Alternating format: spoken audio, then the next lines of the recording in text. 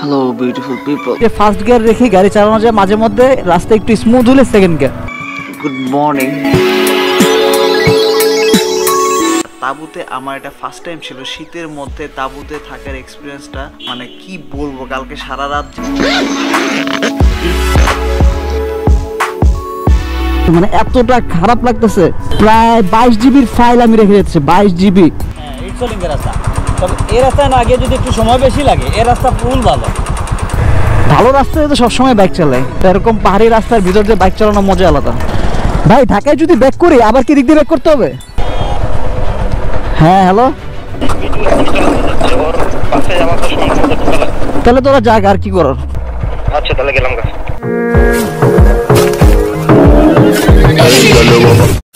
Guys প্রচুর মানুষ দেখা যাচ্ছে জায়গায়, ঘোরাঘুরি শেষ, সন্ধ্যা হওয়ার আগে যাচ্ছে দূরে যাই। এখন আমরা আগে আগে চলে যাচ্ছি, হালকা হালকা ঠান্ডা পাওয়া যাচ্ছে, ঠান্ডা ভাইবস যেটাই বলেন। তার মানে সন্ধ্যা হয়ে গেলে এই জায়গায় ভালোই শীত পাওয়া যাবে। শ্রীমঙ্গলে এসে কী কী এক্সপিরিয়েন্স করলাম, লাইক এক নাম্বার যদি বলি সেটা হচ্ছে সিলেটের চা বাগানগুলো ঘুরে ফেললাম।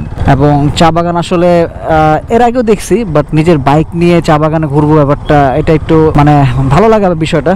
আর দ্বিতীয় ছিল এই চা বাগানের ভিতরে যে মাটির রাস্তা, এই রাস্তায় বাইক চালানো খুবই টাফ, টাকা স্লিপ কাটে বা গিয়ার শিফটিং একটু ঝামেলা। ফার্স্ট গিয়ার রেখে গাড়ি চালানো যায়, মাঝে মধ্যে রাস্তা একটু স্মুথ হলে সেকেন্ড গিয়ার, থার্ড গিয়ারে তো গাড়ি চালানোই যায় না। থার্ড গিয়ারে গাড়ি ওই যে ওই বাইকটা সাইড দিল, এখন আমি কেমন সাইড পাবো? যাক সমস্যা নাই, আমি আস্তে আস্তেই যাই, আপনাদের সাথে কথা বলে আড্ডা দিতে দিতে যাই। গাড়ি নিয়ে এত দূর আসা একটু ঝামেলাও, রাস্তাও খারাপ, ভিতরে যাওয়াটাও কষ্টকর। ওরে বাবা রে বাবা, আমি কিন্তু সেকেন্ড গিয়ারে বাইক চালাচ্ছি, বালির মধ্যে বাইক চালানো একটু কষ্টকর, চাকা কাটে তো। এই কক্সবাজারে গিয়ে যেমনটা হয়েছিল, বালির মধ্যে বাইক চালানোই যায় না। এই জায়গাটা পানিতে এমন হয়ে গেছে, হাতে ভালোই ঠান্ডা লাগতেছে হাতে। Good bye Darjeeling. গাইজ আসলে কথা হচ্ছে শ্রীমঙ্গলে গিয়ে কি কি এক্সপিরিয়েন্স হলো আর কালকে রাত্রে কি করেছি। কালকে আমরা দার্জিলিং পাড়া ঘুরেছি এবং একটু দেরি করে আসার কারণে পুরোপুরিভাবে ঘুরতে পারিনি, বাট রাত্রে আমরা আশেপাশে একটু ঘোরাঘুরি করেছি এবং বারবিকিউ হয়েছে। আর এই রিসোর্টটার নাম হচ্ছে নির্ঝন রিসোর্ট। এটা হচ্ছে সাকিবের বন্ধু, যে ভাইটার নাম হচ্ছে ছোটন বা ছোটন ভাই, ছোটন দাদা যেটাই বলেন, অনেকেই তাকে চিনে। সেই জায়গায় খুবই ফেমাস, ছোটন ভাই বললেই সবাই তাকে চিনে, বাজারে বলেন আশেপাশে বলেন। সো কেউ যদি নির্ঝন রিসোর্টে আসতে চান বা নির্ঝন রিসোর্টে যদি কেউ না ছিলেন, জাস্ট ছোটন ভাইয়ের রিসোর্টটা বললেই অনেকে চিনাই দিবে আপনাদের। সো কালকে রাত্রে আমরা খুবই মজা করেছি, ঘোরাঘুরি করেছি, বারবিকিউ হয়েছে। আর রাতে গাইস প্রচুর পরিমাণে শীত ছিল কালকে রাতে। এই রিসোর্টে আমরা একটু দেরি করে আসার কারণে কটেজটা বুকিং করতে পারিনি, মানে সাকিব বলতে লেট করে ফেলছে, বিকজ তার 3টা কটেজ ছিল, 3টাই বুক হয়ে গিয়েছে। সো আমরা কটেজে না পেলে কি হবে, আমরা তাঁবুতে থেকেছি। আর তাঁবুতে আমার এটা ফার্স্ট টাইম ছিল, শীতের মধ্যে তাঁবুতে থাকার এক্সপিরিয়েন্সটা মানে কি বলবো। কালকে সারা রাত কিভাবে গেল, যদিও আমি ঘুমাইছি অনেক লেট করে, ঘুমাতে ঘুমাতে আমার 1টা-1:30 বাজছে, বাট তারপরও রাত্রে প্রচুর গায়ে শীত ছিল। মানে তাঁবুর ভিতরে আমরা 2টা তাঁবু নিয়েছিলাম, একটা তাঁবুতে আমার 2টা ফ্রেন্ড ছিল, আর একটা তাঁবুতে আমি সিঙ্গেল ছিলাম। বাট তাঁবুতে থাকার কারণে প্রচুর পরিমাণে ঠান্ডা লাগতেছিল পায়ে। বাইক নিয়ে সিলেটে আমার এটা ফার্স্ট টাইম, এর আগে আমি বাইক নিয়ে সিলেটে যাইনি। হুট করে প্ল্যানটা হয়েছে শ্রীমঙ্গলে আসার, এবং শ্রীমঙ্গলে এসে বাইক নিয়ে যে এত সুন্দরভাবে ঘোরাঘুরি করবো, এত সুন্দর আশেপাশের পরিবেশ দেখতে পারবো, এটা আসলে আমি বুঝতে পারিনি। বাট ভালো হয়েছে, আমরা 2 ফ্রেন্ড মিলে বাইক নিয়ে চলে আসছি, খুব এনজয় করেছি। সো আমাদের সাথে এই রিসোর্টে আরেকটা গ্রুপ ছিল, ছেলেদের গ্রুপ, আর একটা ফ্যামিলি গ্রুপ আসছিল, মানে 3টা গ্রুপ মিলে আমরা রাত্রেবেলা বারবিকিউ প্রোগ্রাম করেছি। সো রাতে ওরকম কোনো ফুটেজ নেওয়া হয়নি, বাট রাতে আমরা ভালো এনজয় করেছি, সবাই একসাথে বারবিকিউ করতে করতে 12টা-1টা বেজে গিয়েছে। এনজয় করতে করতে দেখা যাচ্ছে 1:30-2টা, আমি ঘুমাইতে ঘুমাইতে 3টা বেজে গেছে। শ্রীমঙ্গলে প্রচুর পরিমাণে শীত, রাত যত বাড়ে শীতের তীব্রতা তার থেকেও দ্বিগুণ বেড়ে যাচ্ছে।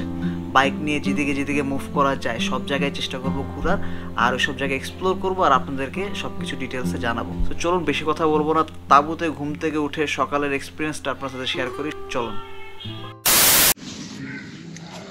Hello beautiful people, good morning. সকালবেলা উঠছি ঘুম থেকে, মানে আমি ঘুম থেকে উঠছি এবং আপনাদেরকে একটা সুন্দর একটা ভিউ, মানে শ্রীমঙ্গলে আমরা যেখানে ছিলাম রিসোর্টে, এটা একটা সুন্দর সকালের ভিউ আপনাদেরকে দেখায়, চলো।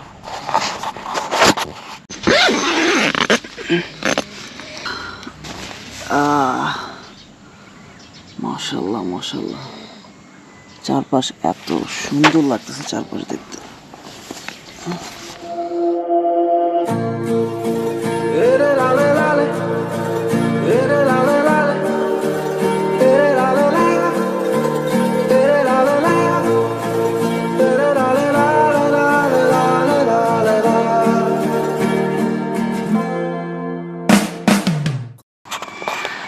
তো ভালোই ঘুম দিছি তাঁবুর মধ্যে এটা আমার ফার্স্ট টাইম ছিল এরকম একটা তাঁবুর মধ্যে মানে আমি ঘুমাইছি একা, মানে ব্যাপারটা খুব ভালো ছিল। এবং রাতে প্রচুর ভাই শীত করছে, ওরা যে কম্বল দিচ্ছিল কম্বলটা তেমন একটা পাতলা ছিল, পাতলা একটা কম্বল, এবং এর মধ্যে ঘুমানোর পরে ভালোই ঠান্ডা লাগছে, বিশেষ করে পায়ে বেশি ঠান্ডা লাগছে। আর রাত্রে প্রচুর ঠান্ডা পড়ছিল, প্রচুর, মানে এটা আসলে কভার করার মতো অবস্থা ছিল না। পায়ে মোজা লাগাইছি, মোজাও কোনো কাভার দিতেছে না, ঠান্ডায় কাঁপাকাঁপি অবস্থা।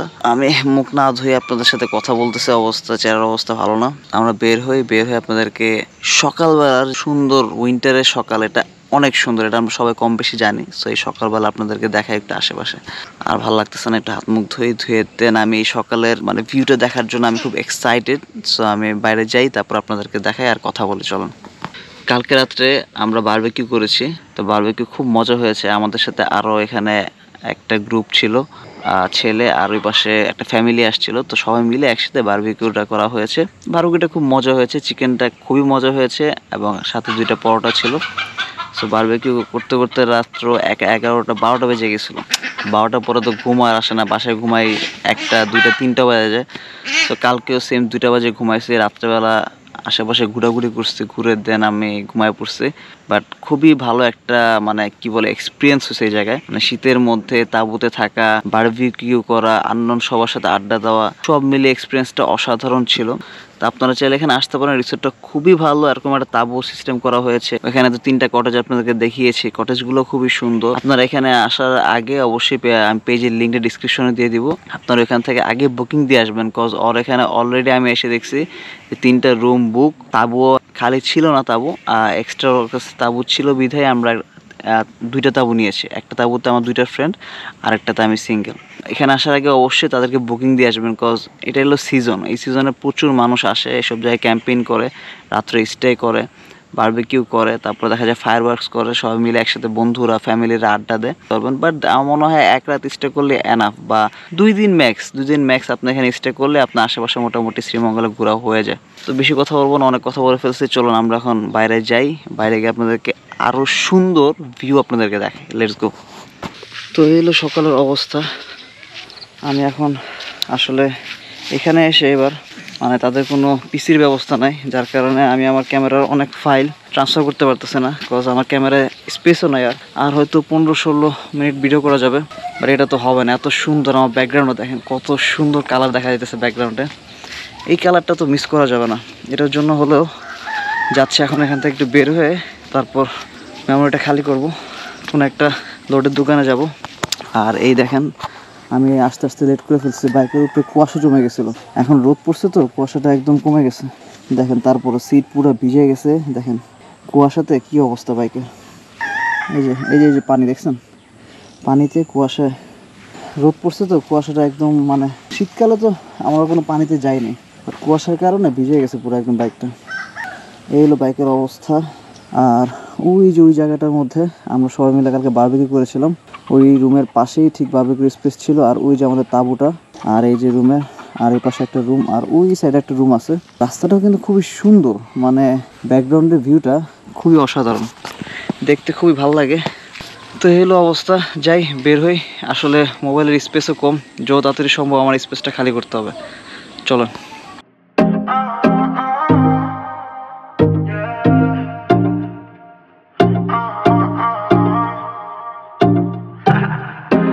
Duerme conmigo pero no desayuna. Yo de calle y tu riquitilla de cuna. Yeah. Dice que no quieres involucrarte, por eso a veces desapareces. Como la luna eres menguante y cuando te dé la gana vuelve. Guys রওনা দিলাম, এখন যাচ্ছি মাধবপুর লেকের দিকে। আর ঘটনা হচ্ছে যে আমার হার্ড ডিস্কের সাথে পিসিটা কানেক্ট করতেছিল না, আমি বাজারে আসছিলাম, কজ আমার ক্যামেরা মেমোরি ফুল হয়ে গেছে, তো একটু খালি করার জন্য আসছি, অলমোস্ট হয়ে গেছিলো, খালি করে ফেলছি। এখন আমার হার্ড ডিস্কের মধ্যে ট্রান্সফার করব, বাট ট্রান্সফার করার সময় কষ্টে গাইস বুকটা ফেটে যেতেছে, মানে কষ্ট, মানে একজন কন্টেন্ট ক্রিয়েটরের, মানে এটা একজন কন্টেন্ট ক্রিয়েটর বুঝবে যে এটা কি পরিমাণ কষ্ট, মানে এই কষ্ট বলে প্রকাশ করে যেতেছে না। মানে আমার কষ্টের কাজের একটা ভিডিও নির্ঘাত কোনো ভালো কোনো ফুটেজ হবে, ভালো কোনো আমার কথাবার্তা, মানে আমি পুরোপুরি চেক করতে পারি না, সেটা ফেলে চলে যাচ্ছে আমি, মানে সেটা মনে হচ্ছে আমার পিছনে রেখে চলে যাচ্ছে, আমার ডাক দিতেছে, মানে এতটা খারাপ লাগতেছে। প্রায় 22 জিবির ফাইল আমি রেখে যাচ্ছি, 22 জিবি, মানে এটা কষ্ট আমি মানিয়ে নিতে পারতেছে না, মাথা থেকে যেতেছে না। আমার কক্সবাজারের ফুটেজ ঘোরানো হচ্ছে, আমার সাথে ওটিজি কেবল নাই, যে রিজোর্টে আসছি ওই রিজোর্টে কোনো পিসি নাই, আজকে আমার মাধবপুর লেকে যে রওনা দিলাম মাত্র। তো এসব চিন্তা করতে করতে পরে একজনের কাছে শোনা বাজারে গেলে একজন লোডের দোকানে ওখানে পিসি আছে, ওখান থেকে আপনি ট্রান্সফার করতে পারবেন। তো আমি সুন্দর মতো চলে আসলাম ওখানে ট্রান্সফার করার জন্য। ট্রান্সফার করতে আসছি, মোটামুটি আমার একটু সময় লাগে। আমার কথা হচ্ছে যে আমি গোপ্রো থেকে মোবাইলে নিয়ে মোবাইল থেকে হার্ড ডিস্কে নিব। তো আমি আগে সবগুলো গোপ্রো থেকে নিয়ে পিসিতে মানে রাখতেছি, মানে ওনার পিসিতে রাখতেছে আস্তে আস্তে, ওনার পিসিতে আস্তে আস্তে রাখলাম। কি হলো যে আমি এখন পিসি থেকে ডাইরেক্ট আমার হার্ড ডিস্কে সব ফাইল নিয়ে নিব। পিসি থেকে যখন হার্ড ডিস্কে সব ফাইলগুলো ট্রান্সফার করতেছি, এখন ট্রান্সফার হচ্ছে না। ঠিক আছে, 30 জিবির মতো ফাইল তো মোটামুটি নিয়ে নিছি পিসিতে। এখন কথা হচ্ছে পিসি কাজ করতেছে না, মানে পিসিতে ফাইলগুলো ট্রান্সফার হচ্ছে না, কোনোভাবেই হচ্ছে না। ভাইরাস না কি প্রবলেম হচ্ছে, উনি বলতেছে আমার হার্ড ডিস্কে প্রবলেম আছে, যাক হার্ড ডিস্কে প্রবলেম। আমি এখন আমার মোবাইল খালি করলাম, মোবাইল খালি করে দিয়ে 5 জিবি খালি, তো 5 জিবির মতো আমি নিয়ে নিছি মোবাইলে। আরো কিছু স্পেস খালি করে আরো 4 জিবির মতো নিয়ে নিছি, তা এখন 21-22 জিবি মনে হবে, এখন এটা আটকে গেছে। তা আমি মোটামুটি বললাম যে ঠিক আছে, মোবাইলটা আমি খালি করতেছি, আরো খালি করে আমাকে বাকি ফুটেজগুলো দিয়ে দেন। ওরা অলরেডি চলে গেছে মাধবপুর লেকের দিকে রওনা দিচ্ছে, আমি এখন যাই না। আমি বলছি তোরা যা, আমার ফুটেজটা দরকার, আমি ফুটেজটা কালেক্ট করে আসতেছি। মানে আমি যে মোবাইলটা খালি করছি, আমার যে বাকি যে 21 জিবির মতো ফাইল রয়ে গেছিল, ওটা যে আমি ট্রান্সফার করতেছি, হঠাৎ করে দিয়ে কারেন্ট চলে গেছে। এখন সবাই অলরেডি চলে গেছে, কারেন্ট চলে গেছে। এখানে আবার কারেন্ট গেলে কি 1 ঘন্টা 2 ঘন্টা পরেও আসে কারেন্ট, অনেক সময় দেখা যায়। তো আজকে তো আমরা এই সিলেটে থাকবো না, মানে শ্রীমঙ্গলে থাকবো না।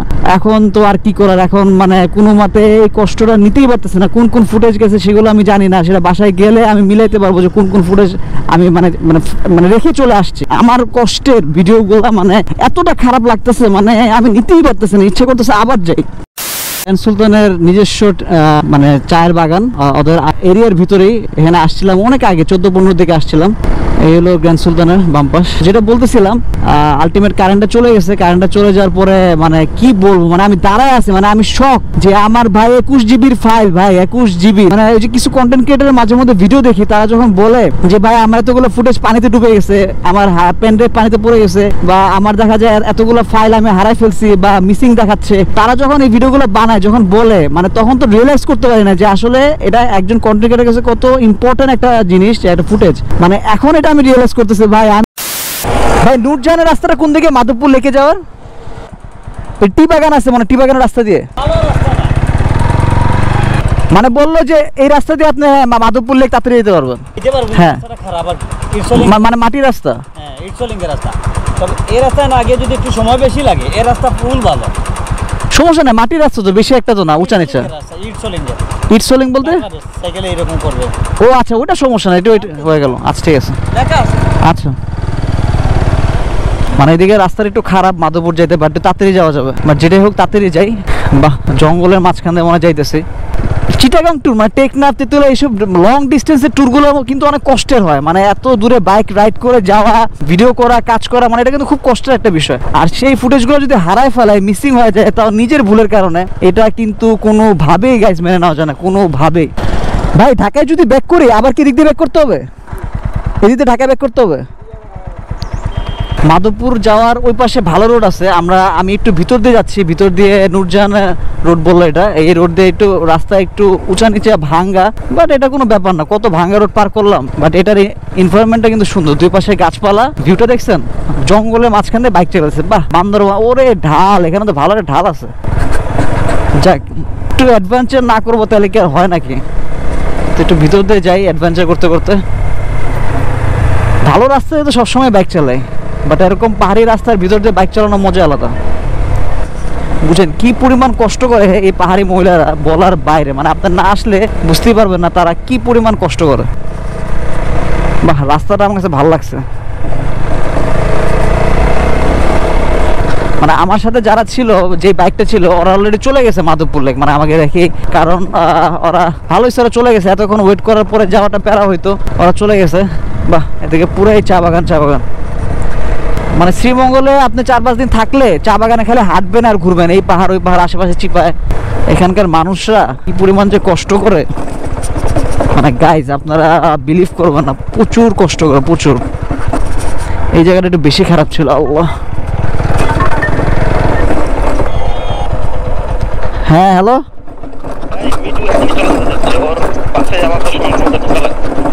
তাহলে তোরা জায়গা আর কি করার, যাবো গা। হ্যাঁ জায়গা। আচ্ছা তাহলে গেলাম গা। মানে একটা জায়গায় আসছি, সেখান থেকে সে চলে যাবো, জায়গা চলো। একটু পথ মারাম।